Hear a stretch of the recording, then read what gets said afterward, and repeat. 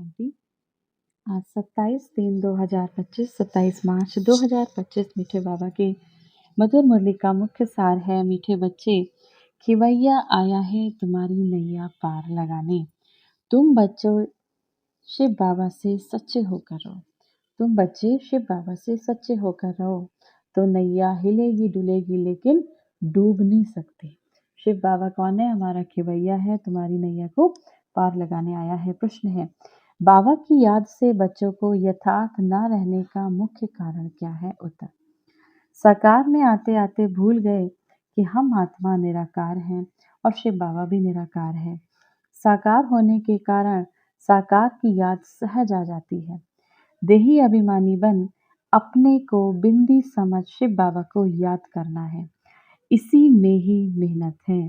देही अभिमानी बन अपने को बिंदी समझ शिव बाबा को याद करना है, इसी में ही मेहनत है। धारणा के लिए मुख्य सार है। पहला नंबर, ऐसा कोई कर्म नहीं करना जो शिव बाबा द्वारा भक्त का टाइटल मिले।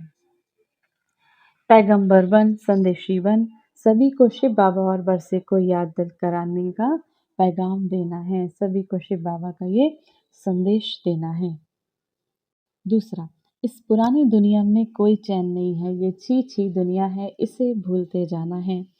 घर की याद के साथ साथ पावन बनने के लिए शिव बाबा को भी जरूर याद करना है। वरदान है, प्रवृत्ति में रहते पर वृत्ति में रहने वाले निरंतर योगी भव। निरंतर योगी बनने का सहज साधन है जब आप ग्रस्त व्यवहार में भी रहते हो पर वृत्ति में रहना। पर वृत्ति अर्थात आत्मिक रूप में रहना। जो आत्मिक रूप में स्थित रहता है वह सदा न्यारा और शिव बाबा का प्यारा बन जाता है। कुछ भी करेगा लेकिन ये महसूस होगा जैसे काम नहीं किया है लेकिन खेल किया है।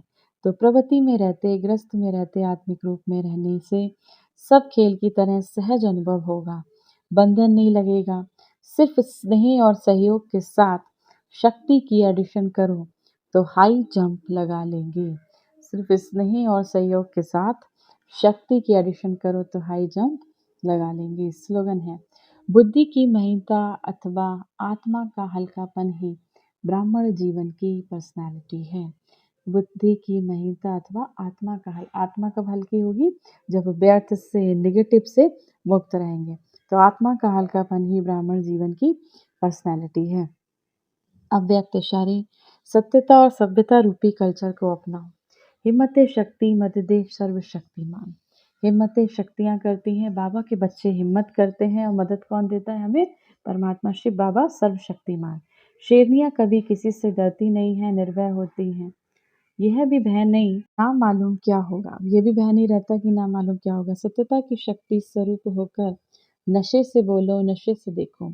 हम ऑल माइटी गवर्नमेंट के अनुचर हैं।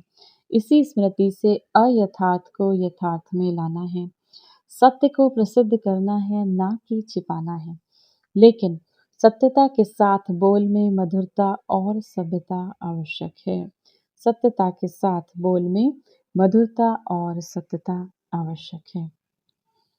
आज की मुरली से सम्मान का अभ्यास करेंगे। मैं मास्टर सर्वशक्तिमान निरंतर योगी आत्मा हूँ।